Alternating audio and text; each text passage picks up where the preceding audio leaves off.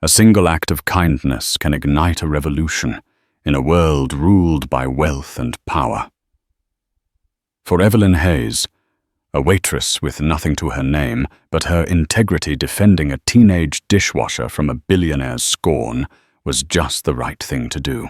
She never imagined that this one moment of defiance would unravel a web of secrets, lies, and family dynasties, culminating in a gift beyond her wildest dreams, a brand new Rolls-Royce. But who was the mysterious benefactor? The answer is a shocking twist you won't see coming. This is the story of how a waitress toppled an empire. The clinking of crystal glasses and the low hum of self-important conversations filled the opulent dining room of the Gilded Cage, a restaurant that catered to the city's elite. Evelyn Hayes moved through the maze of tables with a practiced grace, her smile a polite mask that concealed the weariness in her bones. At 23, she was a veteran of the service industry, a world where the customer was always right, especially when their net worth could buy the entire city block. Tonight, the air was particularly thick with the scent of expensive perfume and entitlement. Harrison Blackwood was dining at his usual corner table, a man whose fortune was as vast as his ego. He was a titan of industry, a name that made stock markets tremble and aspiring entrepreneurs weep. To the staff of the Gilded Cage, he was a walking storm cloud, a man who seemed to derive pleasure from the discomfort of others. Evelyn was refilling water glasses when she saw it happen. Leo Vance, the new dishwasher, had been called out to help clear a particularly large table. At 17, Leo was all gangly limbs and nervous energy, his eyes wide with the perpetual anxiety of a teenager trying to navigate an adult world. He was a good kid, quiet and hard-working, and Evelyn had taken a liking to him. As Leo reached for a stack of plates, his arm brushed against a half-empty wine glass.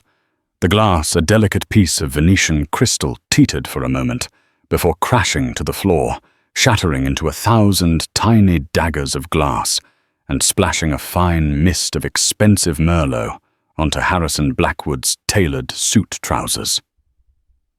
The silence that followed was immediate and absolute. Every conversation stopped, every head turned towards the scene of the crime. Blackwood looked down at his trousers, then up at Leo, his face a thunderous mask of rage. "You clumsy oaf!" Blackwood's voice was a low growl that carried across the silent room. "Do you have any idea how much this suit costs? It's more than you'll make in a year of washing dishes in this pathetic excuse for a restaurant." Leo stood frozen, his face ashen. I'm so sorry, sir. It was an accident." "An accident," Blackwood sneered, dabbing at the stain with a silk napkin. "Incompetence is not an accident. It's a character flaw. Tell me, boy, are you as stupid as you look?" Evelyn felt a hot surge of anger rise in her chest. She had seen Blackwood belittle staff before, but this was different. There was a particular cruelty in the way he was tearing down a young boy who was already terrified. She placed her water pitcher on a nearby table and walked towards Blackwood's table, her heels clicking purposefully on the marble floor. "Mr. Blackwood," she said, her voice calm but firm. "It was an accident. Leo is a new member of our staff, and he's still learning." Blackwood's icy gaze shifted to Evelyn. "And who are you?" "The boy's mother. I'm his colleague," Evelyn replied, meeting his stare without flinching. "And I would appreciate it if you didn't speak to him that way." A collective gasp rippled through the dining room. No one, absolutely no one, spoke to Harrison Blackwood like that. Blackwood raised a perfectly sculpted eyebrow. He seemed more amused than angry now, as if a kitten had tried to challenge a lion. His colleague, he repeated, a smirk playing on his lips. How noble of you, but your nobility won't pay for my suit. I want the boy fired. Now! Mr. Dubois, the restaurant's owner, scurried over his face, pale and beaded with sweat. Mr. Blackwood, please let's not be hasty. We can have the suit professionally cleaned, of course, and we will compensate you for any damages. I don't want compensation, Blackwood said, his voice dropping to a dangerous whisper. I want him gone. This establishment is supposed to be a haven of excellence, not a training ground for clumsy children. If he's not fired by the time I finish my dessert, I will not only never dine here again, but I will make it my personal mission to ensure that no one of any importance ever sets foot in this place again. The threat hung in the air, heavy and suffocating. Mr. Dubois looked at Leo, then at Evelyn, his eyes pleading. He was a good man, but he was also a businessman, and he knew that Blackwood was a man of his word. Evelyn's heart pounded in her chest. She knew what was coming. She knew that in this world, the powerful always won. But as she looked at Leo, who was staring at the floor, his shoulders slumped in defeat, she knew she couldn't back down. You can't fire him for an accident, she said, her voice ringing with a conviction she didn't know she possessed. It's not right. Blackwood's smirk widened. Right. My dear girl, right is a concept for philosophers and paupers. In the real world, there is only power, and I have it. He goes, or you both do. Mr. Dubois wrung his hands, his face a mask of anguish. Evelyn, please. But Evelyn stood her ground. Then I guess we both go. She turned to Leo and gave him a small, reassuring smile. Come on, Leo, let's get our things. As they walked towards the kitchen, the silence in the dining room was broken by a slow, mocking clap from Harrison Blackwood. Bravo! He called out, his voice dripping with sarcasm. The waitress in the dishwasher, a modern-day tragedy. Don't worry, I'm sure you'll find a soup kitchen that's hiring. Evelyn didn't look back. She kept her head held high, a silent promise to herself that she would not let this man, this symbol of everything she despised, break her spirit.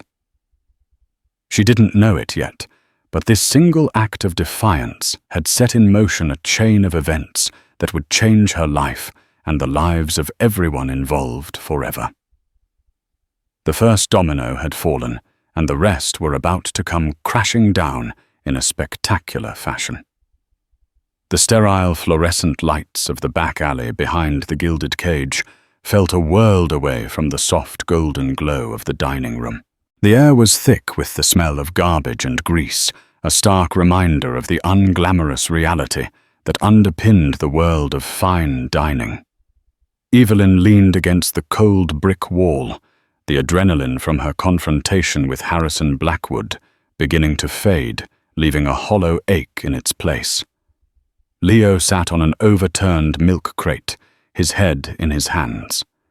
He was trembling not from the cool night air, but from the shock and humiliation of the evening's events.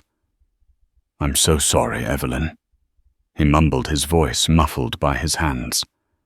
I messed up. I cost you your job. Evelyn pushed herself off the wall and sat on the crate next to him. Hey, she said, her voice soft. Look at me. Leo slowly lifted his head. His eyes were red-rimmed and his face was pale. You didn't do anything wrong, Evelyn said, her voice firm. It was an accident, and I didn't lose my job because of you. I lost it because I chose to stand up for what was right. But he's Harrison Blackwood, Leo stammered as if the name itself was a curse. He can ruin us. He can only ruin us if we let him, Evelyn said, a flicker of defiance in her eyes. He's just a bully with a big bank account. There are more important things in life than money. Leo looked at her, a glimmer of admiration in his young eyes. You're not scared of him, are you? Evelyn hesitated for a moment. Scared. Of course she was scared. She had just lost her only source of income. Her rent was due next week, and her savings account was a joke. But she wouldn't let Leo see that. She had to be strong for both of them. Fear is a choice, she said, repeating a mantra her grandmother used to say.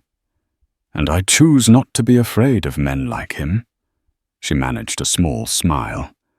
Besides, I was getting tired of that place anyway. The customers were all so gilded. Leo let out a small, watery chuckle. Yeah, gilded and cudged. They sat in silence for a few moments, the sounds of the city, a distant roar. What are you going to do now? Leo asked, his voice barely a whisper.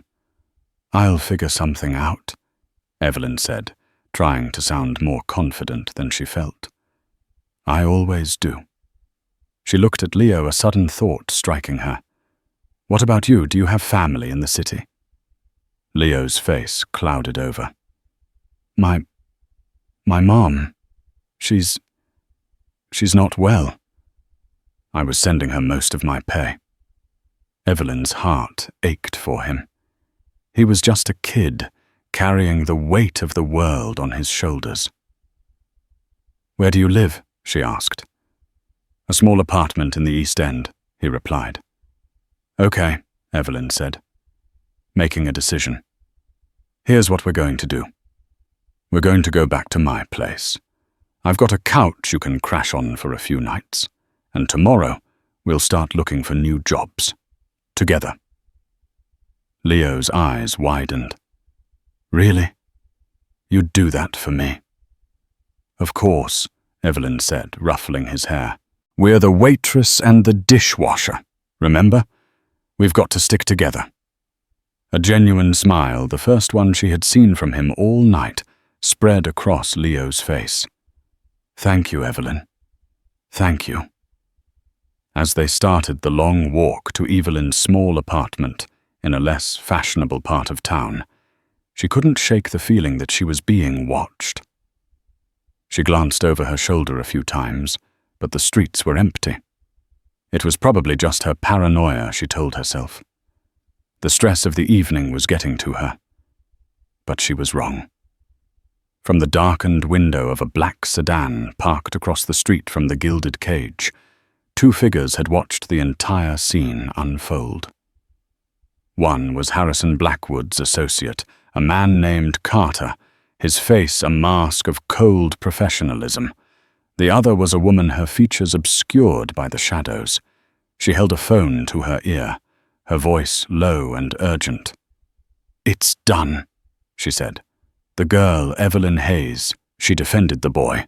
They were both fired. There was a pause as she listened to the person on the other end of the line. Yes, she continued, she's exactly as you described. Fiery. Principled. Another pause.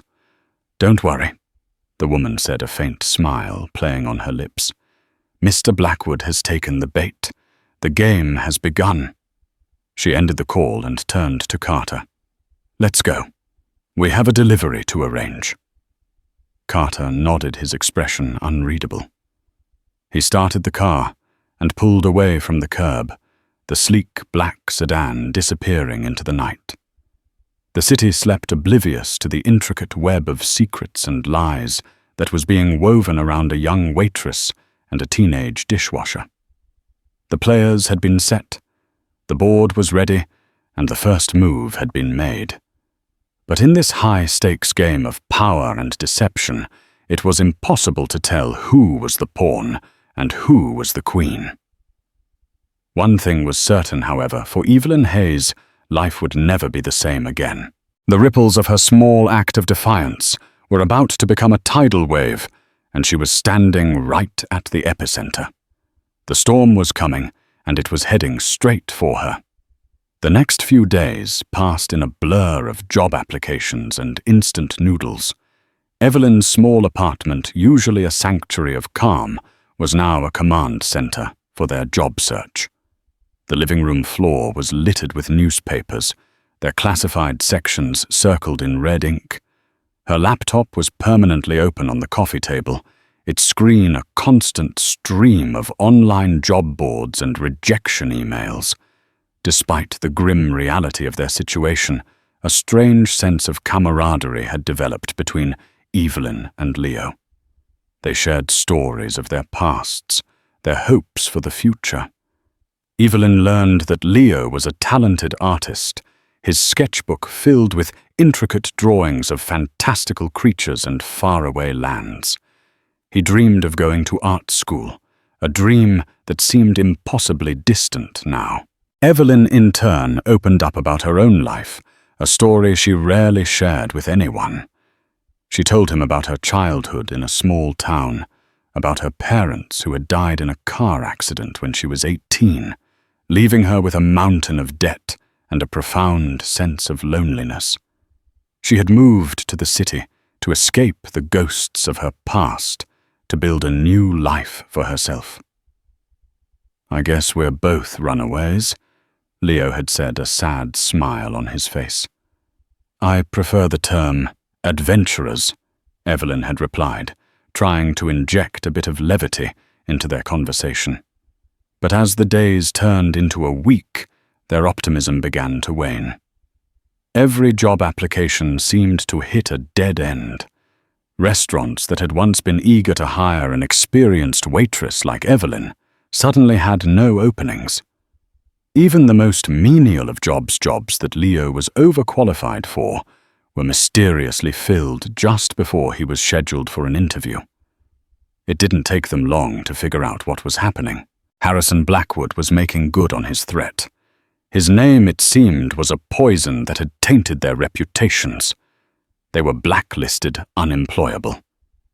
The weight of their predicament settled heavily on Evelyn's shoulders. Her savings were dwindling at an alarming rate. The rent was due in a few days, and for the first time in her life, she had no idea how she was going to pay it. One rainy afternoon, as she was staring at a pile of final notice bills on her kitchen table, her phone rang. It was an unknown number. She almost ignored it, assuming it was another debt collector, but something made her answer. "Hello." "Is this Evelyn Hayes?" a man's voice asked. It was a voice that sounded vaguely familiar, but she couldn't place it. "Yes, this is she," Evelyn replied, her guard up. "My name is Carter," the man said. "I'm an associate of Mr. Harrison Blackwood." Evelyn's blood ran cold. "What do you want, Mr.?" "Blackwood has a proposition for you," Carter said, his voice smooth and professional. "I'm not interested in anything Mr. Blackwood has to say." Evelyn snapped, about to hang up. "I would advise you to hear me out, Ms. Hayes," Carter said, his tone shifting slightly, a hint of steel beneath the velvet. "It concerns the well-being of your young friend, Leo Vance." Evelyn's hand froze. "What about Leo?" "Mr. Blackwood has taken an interest in the boy," Carter said. "A paternal interest, you might say. He is prepared to offer Leo a full scholarship to the most prestigious art school in the country. He will cover all of his tuition, his living expenses, everything. The boy's dreams of becoming an artist will be realized." Evelyn was stunned into silence. A full scholarship. It was everything Leo had ever wanted. "What's the catch?" she asked, her voice laced with suspicion. "No catch," Carter replied. "Just a small condition. You, Ms. Hayes, must sign a non-disclosure agreement. You will agree to never speak of the events that occurred at the Gilded Cage. You will also agree to leave the city and never return." Evelyn's mind reeled. Blackwood was trying to buy her silence, to erase her from the city, from Leo's life. It was a cruel, manipulative move, but a full scholarship for Leo.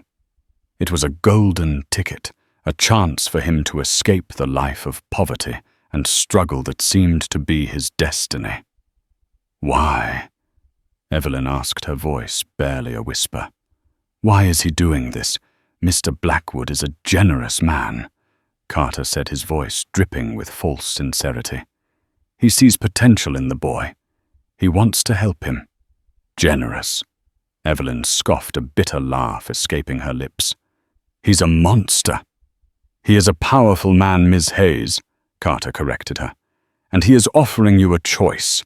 You can be the reason Leo Vance spends the rest of his life washing dishes, or you can be the reason he becomes a world-renowned artist. The choice is yours." The line went dead. Evelyn stood in her small kitchen, the phone still pressed to her ear, the weight of an impossible decision crashing down on her. Blackwood had her trapped. He had found her weakness, her Achilles heel, her affection for Leo. She could refuse, of course. She could fight. But what would that accomplish? They would both end up on the streets, their dreams turning to dust. But to accept meant leaving the city, leaving Leo, letting Blackwood win. It felt like a betrayal of everything she believed in. That evening, when Leo returned from another fruitless day of job hunting, his face etched with discouragement, Evelyn knew what she had to do. She couldn't let his future be the price of her pride. She sat him down, and with a heavy heart, she told him about Blackwood's offer. She left out the part about her having to leave the city. She would spare him that pain. Leo's reaction was not what she expected. He wasn't excited. He was angry. "I don't want his charity," he said, his voice shaking with a quiet fury. "I don't want anything from that man." "Leo, this is your dream," Evelyn pleaded. "You can't let your pride get in the way of that." "It's not about pride," Leo shot back, his eyes flashing. "It's about principle. I won't be his pawn. I won't let him use me to get to you." "Get to me?" Evelyn asked, confused. "What are you talking about?" "He's not doing this for me," Leo said, his voice dropping. "He's doing this to control you, to silence you." Evelyn was taken aback by his astuteness. He saw the manipulation more clearly than she had. "But Leo," she said, her voice soft, "what other choice do we have? We have each other," Leo said, his gaze meeting hers. "We'll figure something out. We always do." In that moment, Evelyn felt a surge of pride and affection for the young man sitting across from her. He had more integrity in his little finger than Harrison Blackwood had in his entire empire. "You're right," she said, a smile breaking through her worry. "We're the waitress and the dishwasher. We're a team." She picked up her phone and dialed Carter's number. He answered on the first ring. "I've considered your offer," Evelyn said, her voice clear and steady. "And my answer is no. You can tell Mr. Blackwood to take his scholarship and his non-disclosure agreement and shove them." She hung up before Carter could reply. A sense of liberation washed over her. She may have been broke and unemployed, but she was free. She had her integrity, and she had her friend. And for now, that was enough. But as she and Leo celebrated their small victory with a shared bag of chips, they were unaware that they were being watched yet again. Across the street in the same black sedan, the mysterious woman was on the phone once more. "She refused the offer," the woman said, a note of admiration in her voice. "She's stronger than I thought." There was a pause. "Yes," the woman continued. "It's time. Send the car." She ended the call and looked at the small, unassuming apartment building, where Evelyn and Leo were laughing, oblivious to the storm that was about to break. "The world is about to change for you, Evelyn Hayes," the woman whispered to herself, "and you have no idea who your friends really are." The next morning, the city awoke to a scene of utter chaos outside Evelyn's apartment building. A gleaming, brand-new Rolls-Royce, the color of a midnight sky, was parked at the curb, a massive red bow adorning its hood. It was a chariot of the gods, a symbol of unimaginable wealth, and it was so out of place in this run-down neighborhood that it looked like it had been dropped from another planet.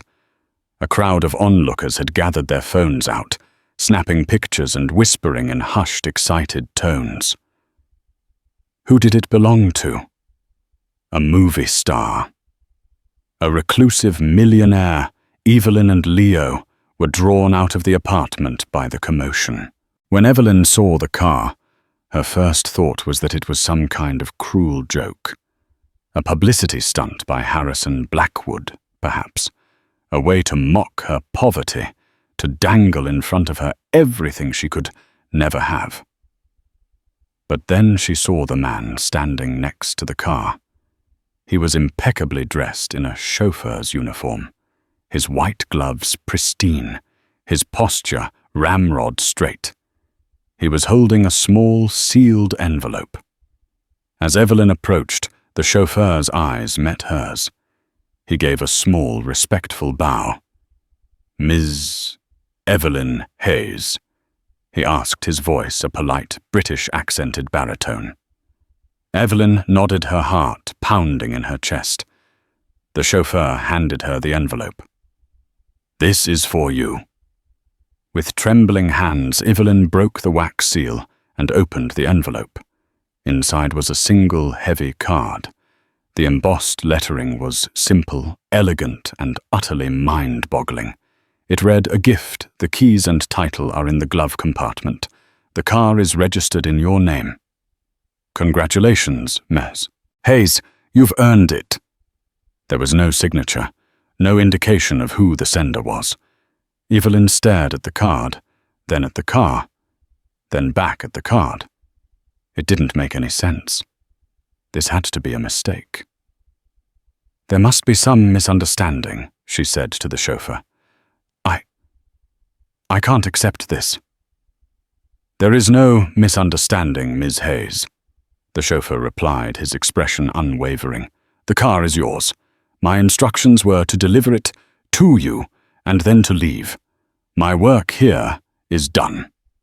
With another polite bow, the chauffeur turned and walked away, disappearing into the crowd of onlookers. Evelyn was left standing in front of a $500,000 car, a key and a title deed away from becoming its owner. The crowd was buzzing with questions. Leo was staring at her, his mouth agape, his eyes wide with disbelief. "Evelyn," he whispered, "what is going on?"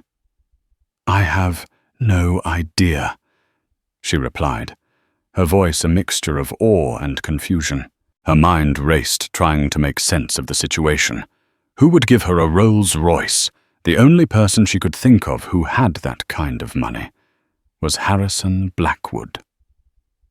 But why would he give her such an extravagant gift? Was this another one of his manipulative games? A way to indebt her to him, to own her? The thought sent a shiver down her spine. She wanted nothing from that man. She would rather be homeless than be in his debt. "I'm not keeping it," she said, her voice firm. "I'm going to find out who sent it, and I'm going to give it back." She opened the car door. The interior was a symphony of cream-colored leather and polished walnut. The new car smell was intoxicating. She opened the glove compartment. Inside, as the card had promised, were the keys and the title deed. The car was registered in her name, Evelyn Hayes, but there was something else in the glove compartment. A small leather-bound notebook. It looked old, its pages yellowed with age. She opened it. The first page had a single name written in elegant cursive handwriting, Eleanor Vance. The name meant nothing to her. But when she showed it to Leo, his face went deathly pale. "Leo?" Evelyn asked, her concern growing. "What is it? Who is Eleanor Vance?" Leo looked at her, his eyes filled with a mixture of fear and sadness. "She was my grandmother." The revelation hung in the air, thick with unspoken questions. Leo's grandmother. But she was dead. He had told Evelyn that she had passed away a few years ago. "But how?" Evelyn stammered. "What does your grandmother have to do with this?" "I don't know," Leo said, his voice trembling. "I don't understand." He took the notebook from her hands and began to flip through the pages. It was a diary filled with his grandmother's thoughts and feelings, her hopes and her fears. But as he read, his expression shifted from confusion to dawning comprehension. "Evelyn," he said, his voice barely a whisper, "we need to go somewhere private. There's something I have to tell you. Something I should have told you from the beginning." They drove the Rolls-Royce away from the gawking crowd, the engine a silent, powerful hum. Evelyn felt a strange sense of detachment, as if she were in a dream. The city, which had once felt so hostile and unforgiving, now seemed to glide by a blur of concrete and glass. They ended up at a small, secluded park overlooking the river. The morning sun cast a golden glow on the water, a stark contrast to the turmoil in Evelyn's heart. They sat on a bench, the leather-bound diary on the seat between them. "My real name is not Leo Vance," the boy began, his voice heavy with the weight of his confession. "It's Leo Vance Blackwood." Evelyn's breath hitched in her throat. "Blackwood? As in?" "Harrison Blackwood. Harrison Blackwood is my grandfather," Leo continued, his eyes fixed on the river. The world seemed to tilt on its axis. Evelyn stared at the boy next to her, the boy she had thought of as a friend, a fellow victim. He was the grandson of the man who had tormented them, the man who had tried to ruin their lives. A wave of betrayal washed over her. "You lied to me," she said, her voice cold. "I didn't have a choice," Leo said, his voice pleading. "Please let me explain." He told her a story that was so full of secrets and lies, of family drama and corporate espionage, that it sounded like the plot of a Hollywood movie. His grandmother, Eleanor Vance, had been a brilliant businesswoman, the founder of a small but successful tech company. She had been a rival of Harrison Blackwood, a man she despised for his ruthless and unethical business practices. They had been locked in a bitter feud for years, a battle of wits and wills that had played out in boardrooms and courtrooms. But their rivalry had taken a personal turn when Eleanor's daughter, Leo's mother, had fallen in love with Harrison Blackwood's son. It was a forbidden love, a modern-day Romeo and Juliet story. Their families had been torn apart. When Leo's parents had died in a plane crash, a crash that Leo now suspected was no accident, he had been left in the care of his grandmother, Eleanor. Eleanor had raised him in secret, hiding him from his grandfather, a man she believed was a monster. She had filled his head with stories of Blackwood's cruelty, of his insatiable greed, of the lives he had destroyed in his relentless pursuit of power. A few months ago, Eleanor had died, leaving Leo alone in the world. But she had left him with a mission to expose his grandfather, to bring him down, to get justice for his parents, and for all the people Blackwood had wronged. "She had a plan," Leo explained, his voice filled with a newfound determination. "A plan to get close to him, to find evidence of his crimes. That's why I was working at the Gilded Cage. I knew he ate there all the time. I was hoping to, I don't know, overhear something, find something." "And the spilled wine?" Evelyn asked, the pieces of the puzzle starting to fall into place. "Was that an accident?" Leo hesitated for a moment, then shook his head. No, I did it on purpose. I wanted to create a scene, to see how he would react. I never imagined you would get involved. Evelyn was silent, her mind reeling from the revelations. The teenage dishwasher she had defended was a secret agent, a mole in his own grandfather's inner circle. And she, the unwitting waitress, had become a key player in his dangerous game. But the Rolls-Royce, she said, her voice a whisper. Your grandmother is dead. Who sent it? Leo opened the diary to the last page. There was a final entry written in a weak, shaky hand. It read, My dearest Leo, if you are reading this, then I am gone. But my fight is not over. I have put in motion a plan to help you, a plan to give you the resources you need to defeat your grandfather. I have an old friend, a trusted ally, who will be watching over you. She will know when the time is right to reveal herself. Look for the woman in the shadows. She will be your guide. Below the entry was a phone number. I think my grandmother had a contingency plan. Leo said, his eyes meeting Evelyn's. I think she knew she might not live to see her plan through. And I think she chose you, Evelyn. She chose you to help me. Evelyn stared at the phone number, her heart pounding in her chest. A mysterious benefactor. A woman in the shadows.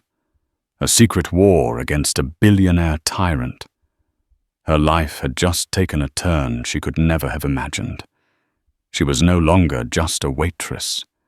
She was a revolutionary. And she had a Rolls-Royce, a teenage spy, and a dead woman's diary as her weapons. The game had just gotten a whole lot more interesting. And Evelyn Hayes was ready to play. The weight of Leo's revelations settled around Evelyn like a thick fog. Her world, which just a few days ago had been defined by the simple, grueling reality of paying rent and serving overpriced entrees, had fractured into 1,000,000 pieces. She was no longer just a waitress fighting for her dignity. She was a pawn, or perhaps a knight in a multi-generational chess match she never knew she was playing. She looked at Leo, really looked at him for the first time. The gangly, nervous teenager was gone. In his place sat a young man with old eyes, burdened by a legacy of secrets and a mission of vengeance.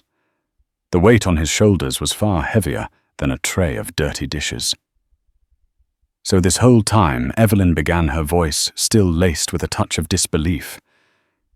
You've been playing a part. The clumsy dishwasher was an act. Leo nodded, a flicker of shame in his eyes. I'm sorry I lied to you, Evelyn. When you stood up for me, I felt terrible. You were risking your job for a lie. You weren't a complete lie, Evelyn corrected him softly. The fear in your eyes when Blackwood was yelling at you. That was real, wasn't it? He terrifies me. Leo admitted, his voice barely a whisper. My grandmother told me stories, things he's done to people, to his own family. He's not just a bully, Evelyn. He's dangerous. Evelyn's anger towards Leo for his deception melted away, replaced by a chilling realization. She hadn't just stood up to a rude customer. She had publicly defied a man who played for keeps, a man who, according to his own grandson, was capable of anything. Her mind flashed back to the black sedan she had seen outside the restaurant, the feeling of being watched. It hadn't been paranoia. Someone had been observing them. The woman in the shadows. Leo's grandmother's mysterious ally. This woman, Evelyn said, tapping the diary. Your grandmother's friend. Who is she? How do we find her? The diary just says to look for her. Leo replied, frustration clear in his voice. And it has this phone number. Evelyn pulled out her own phone. its screen cracked and its battery life a constant source of anxiety. It felt absurdly inadequate for the task at hand. She looked from her cheap phone to the gleaming Rolls-Royce parked just a few feet away. The contrast was a perfect metaphor for her life at that moment. "Well," she said, taking a deep breath and steeling her nerves. "There's only one way to find out." She dialed the number. It rang once, twice, 3 times. Just as she was about to hang up, a woman answered. Her voice was calm, cultured, and radiated an unnerving sense of control. "I was wondering when you'd call Ms. Hayes." Evelyn's heart skipped a beat. "Who is this?" "A friend," the woman replied. "A friend of Eleanor Vance, and I believe a friend of yours." "You sent the car?" Evelyn stated not a question, but a confirmation. "I did," the woman confirmed. Eleanor was very specific in her instructions. She believed that a grand gesture was needed to get your attention and to send a message to Harrison Blackwood. What message? Evelyn asked, her grip tightening on the phone. "That the game has changed," the woman said, a hint of steel in her voice. "That he is no longer the only player on the board with resources." 1,000 questions swirled in Evelyn's mind. Who was this woman? Why was she involved? What was her connection to the Vance family? But she knew that now was not the time for a full interrogation. She needed answers, but more than that, she needed a plan. "What do you want from me?" Evelyn asked, her voice steady. "I want to help you," the woman replied. "Eleanor entrusted me with her life's work, a collection of evidence documents and testimonies that, if brought to light, would not only destroy Harrison Blackwood's reputation, but would also put him behind bars for a very long time." Evelyn's breath caught in her throat. This was bigger than she had ever imagined. It wasn't just about getting justice for Leo's parents or for the staff of the Gilded Cage. It was about taking down a criminal empire. "Why me?" Evelyn asked the question that had been haunting her since she first saw the Rolls-Royce. Why did Eleanor choose me? Because she saw in you what she saw in herself. The woman said, her voice softening slightly. "A fighter. Someone with a strong moral compass. Someone who wasn't afraid to stand up to bullies, no matter how powerful they are." She watched you for weeks, Evelyn. She saw the way you treated your colleagues, the way you carried yourself with dignity and grace in a world that often lacks both. She knew you were the one. Evelyn was speechless. A woman she had never met, a woman who was now dead, had seen something in her that she had never seen in herself. She had been chosen. "Where is the evidence?" Evelyn asked, her voice filled with a new sense of purpose. "It's safe," the woman replied. "But it's not complete. There's one final piece of the puzzle. We need a piece that only someone on the inside can get, and that's where you and Leo come in." The line went silent for a moment, as if the woman was letting the weight of her words sink in. "This is dangerous. Evelyn." The woman continued, her voice a low warning. "Harrison Blackwood is a cornered animal. He will be more ruthless, more unpredictable than ever. He will come after you. He will try to destroy you." Evelyn looked at Leo, who was watching her with a mixture of hope and fear. She thought about her life up to this point, a life of quiet desperation, of just trying to get by. She thought about the countless times she had bitten her tongue, swallowed her pride just to keep a job to pay her bills. And then she thought about the feeling she had when she stood up to Blackwood, the surge of adrenaline, the sense of liberation. For the first time in a long time, she had felt alive. "I'm not afraid of him," Evelyn said, and this time she meant it. The fear was still there, a cold knot in the pit of her stomach, but it was overshadowed by something else, something stronger, a sense of purpose, a thirst for justice. "Good," the woman on the phone said, "because the war has just begun." She gave Evelyn a set of instructions, a time and a place for a meeting, and then she hung up. Evelyn sat in silence for a long time, the phone still in her hand. The city spread out before her like a battlefield. She had been given a new identity, a new mission. She was no longer Evelyn Hayes, the waitress. She was Evelyn Hayes, the secret weapon. She turned to Leo, a determined glint in her eye. It's time to go on the offensive. Their first target was the one place that held the key to Blackwood's downfall, his office. A fortress of glass and steel in the heart of the city, a place that was said to be impenetrable. But Evelyn had a plan that was as audacious as it was dangerous, and it involved using Blackwood's own weapon against him, his ego. She looked at the Rolls-Royce, no longer a symbol of an impossible dream, but a tool, a key. "I think it's time we paid Mr. Blackwood a visit," she said, a sly smile playing on her lips. "After all, he deserves a thank you note. Don't you think?" Leo looked at her, a slow smile spreading across his own face. The fear was still there, but now it was mixed with something else, excitement.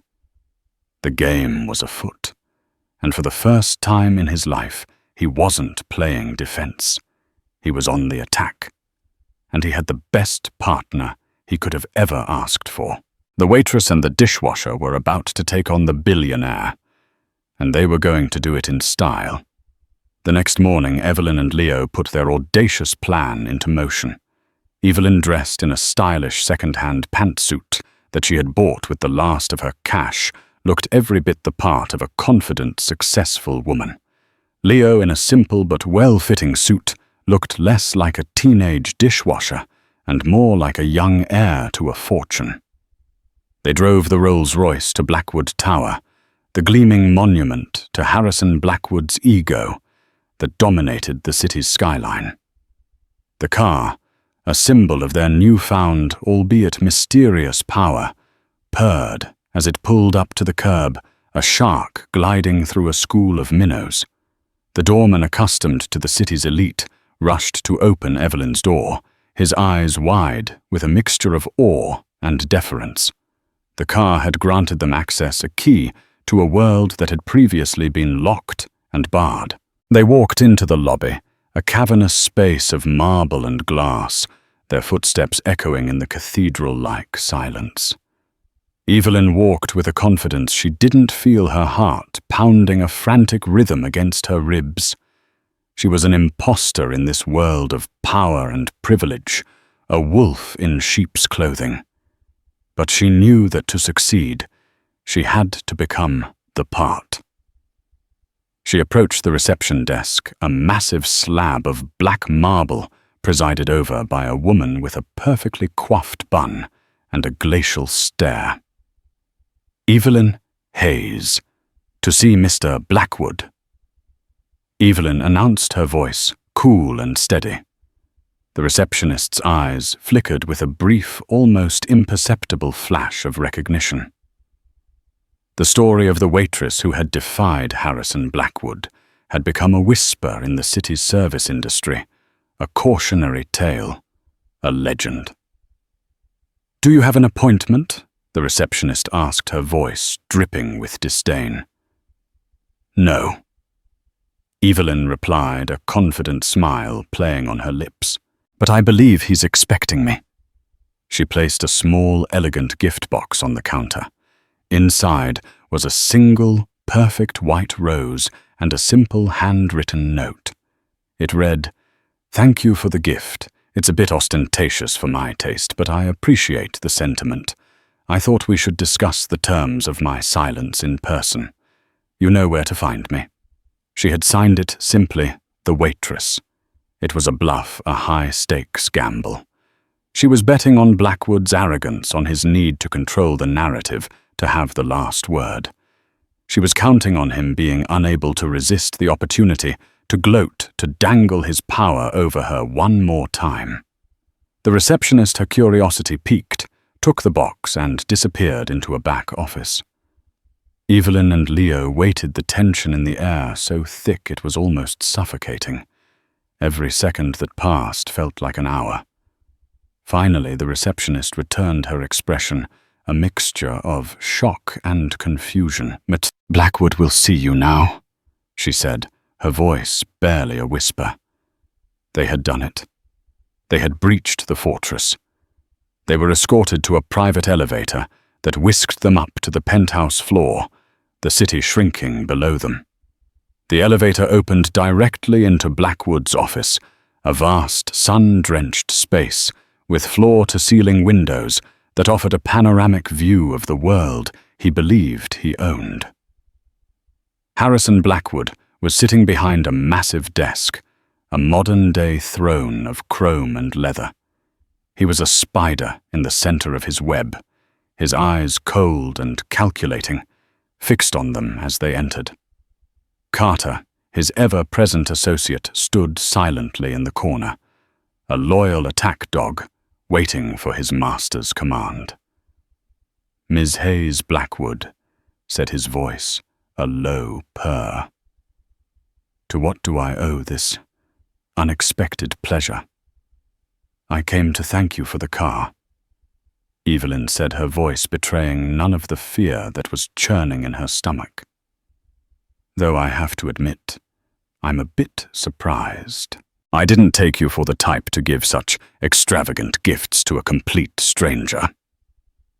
Blackwood's lips curved into a smug smile. "Let's not play games, Ms. Hayes. We both know I didn't send you that car. Though I am intrigued. You seem to have acquired a very wealthy and very generous admirer." His eyes flickered to Leo, a flicker of something unreadable in their depths. It was the first time he had acknowledged his grandson's presence.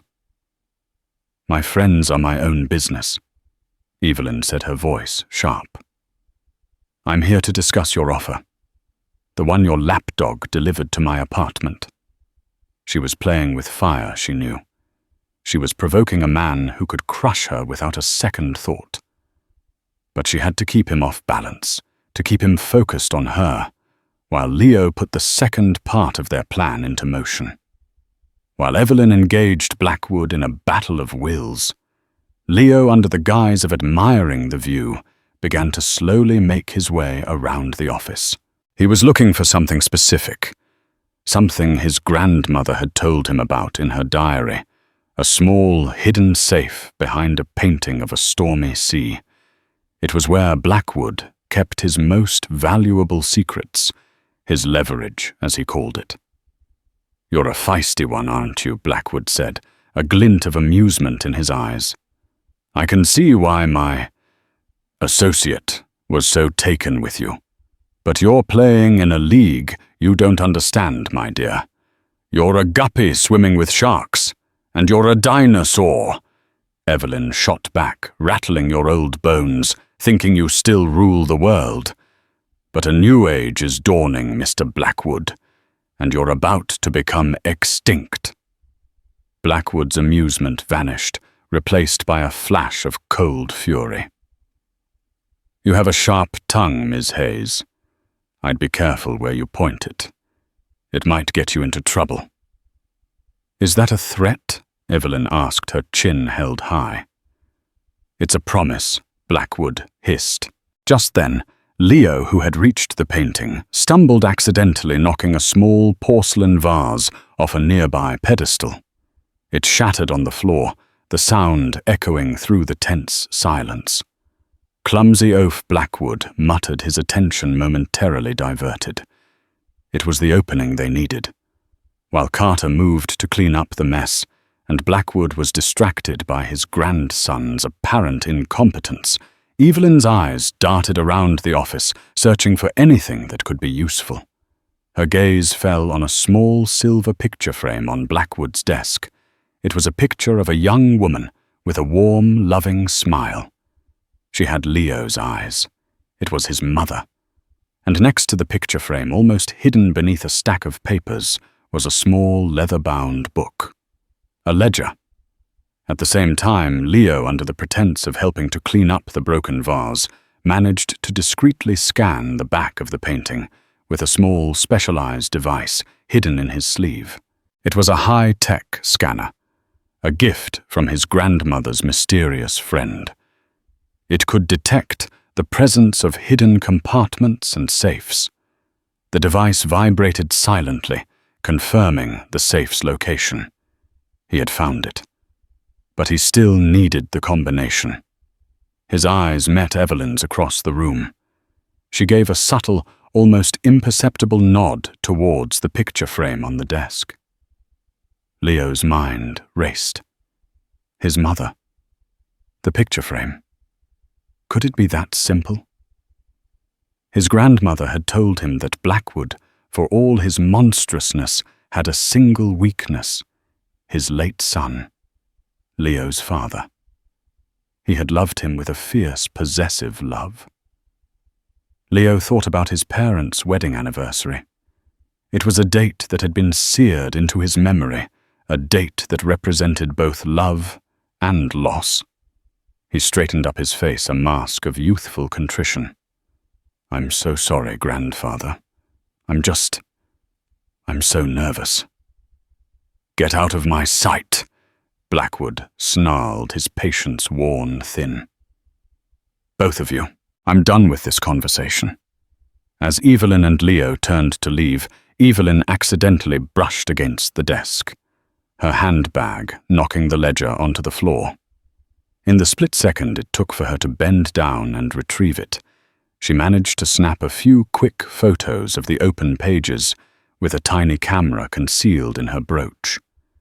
The pages were filled with a complex series of numbers and codes, a language she didn't understand, but knew was important. They were escorted out of the office, the heavy doors closing behind them with a final ominous thud. They had survived their first foray into the lion's den. They hadn't gotten the contents of the safe, but they had its location, a possible combination, and a copy of a mysterious ledger. As they rode the elevator down, the adrenaline began to fade, replaced by a sense of exhilaration. They had done it. They had faced the monster in his lair and had come away with their first victory. But as they stepped out into the bright sunlight of the city, a black sedan pulled up to the curb.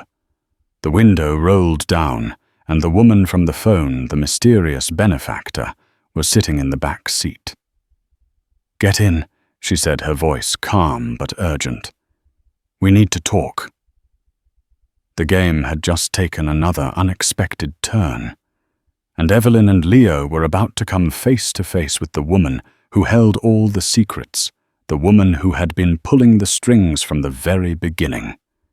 The shadowy ally was about to step into the light.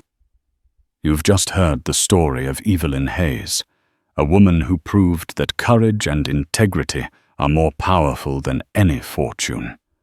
But her fight is far from over. The ledger she photographed holds a dark secret, and the woman in the Rolls-Royce is about to reveal a shocking connection to Harrison Blackwood that will change everything. What happens next? The final showdown is coming, and you won't want to miss it. If you were on the edge of your seat, please hit that like button and share this video with someone who loves a story of the underdog fighting back. And don't forget to subscribe and turn on notifications so you don't miss the dramatic conclusion to Evelyn's battle against the billionaire. What do you think is in the ledger?